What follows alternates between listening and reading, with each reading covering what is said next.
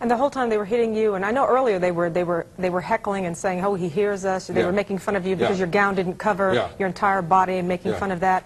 And at this point, what were they saying to you? They were screaming obscenities at you, or? Yeah, and laughing a lot. There was a lot of laughter, and you know, it's really hard for me to talk about this, but you know, it's like he really hates this, as someone was gouging me in the eye or other things, and their purpose was entirely to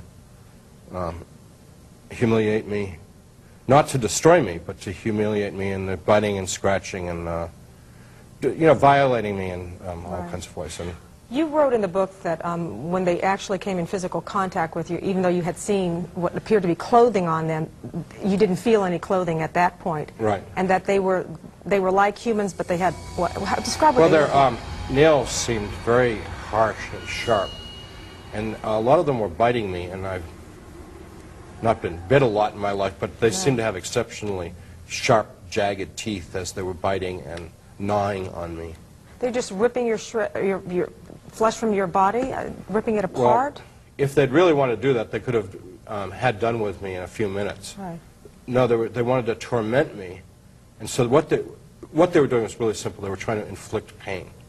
And it was clear to me that these people had no, what we would think of as compassion, no love, no human sensation of their own. So what they were doing was they were feeding off my pain, if that makes any sense, that gave them pleasure. It gave them some kind of pleasure to get as much pain out of me as possible. And so they were trying to prolong that as much as possible. How would you describe that kind of pain? You went through excruciating pain in the hospital, obviously. Yeah. Was it 10 times worse than that, or? It was much worse physically, but what hurt more about it was them doing it to me. You know, as a human being and as a man, and they did a lot of unspeakable things to me, which are just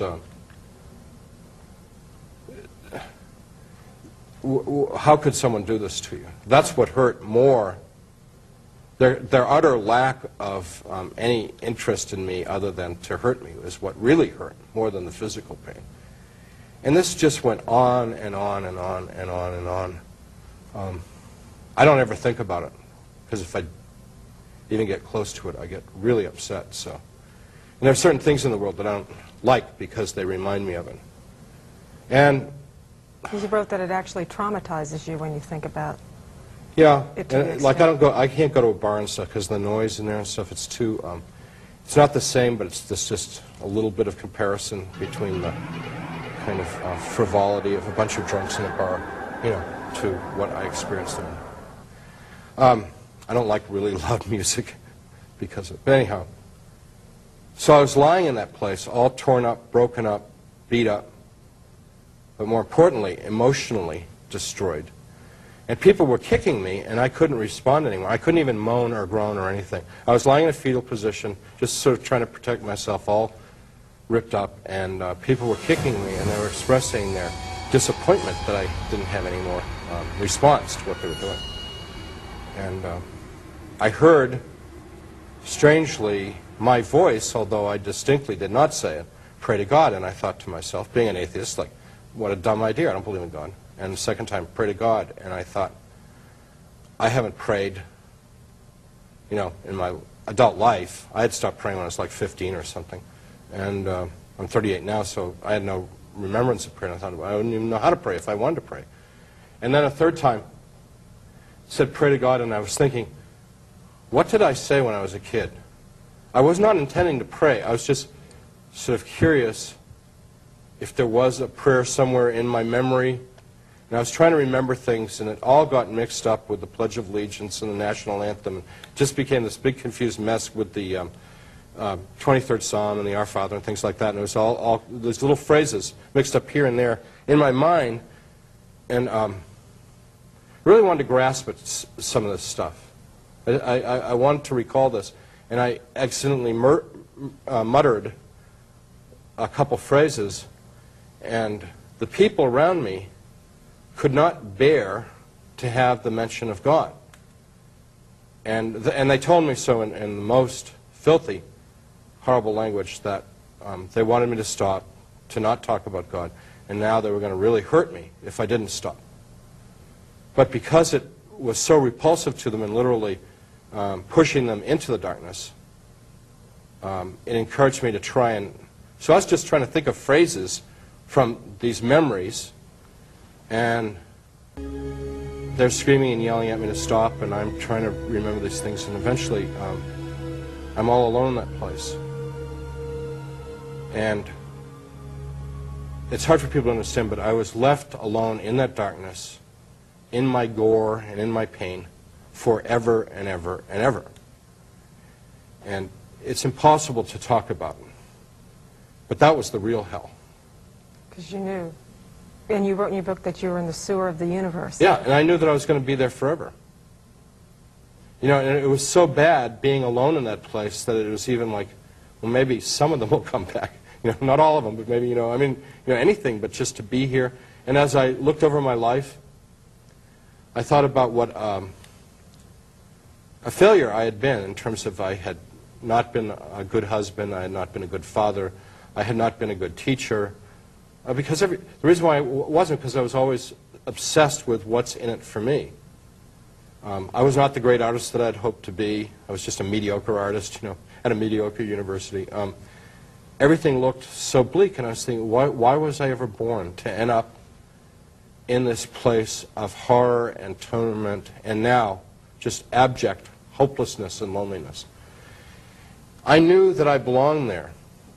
There was absolutely no sense that, you know, they got the wrong guy, or you know, I'm innocent, you know. I knew that the people that had attacked me earlier had been people like me. I'm not proud of this, I'm really ashamed of this, but there was a spiritual affinity between them and me. They were like soulmates, if you will. And that my only hope in this place was to somehow become one of them and no longer be their victim. But I didn't want to do that either because I hated them and I hated what they stood for and I hated their darkness and their cruelty and all that. And so the situation seemed to be so completely hopeless. I knew that I was never going to see my wife again. I was never going to see the world again. I didn't know where I was, but I knew that I was in the garbage heap. I was in the cesspool. And I knew that when you die, your consciousness and who you are keeps going. Mm-hmm. And it was going to go on forever. I knew that I could never be extinguished. And what were you thinking about God at that point? I got the strangest, vivid memory in my mind of myself as a child, maybe like 8 years old, sitting in a Sunday school classroom, and we were singing Jesus Loves Me.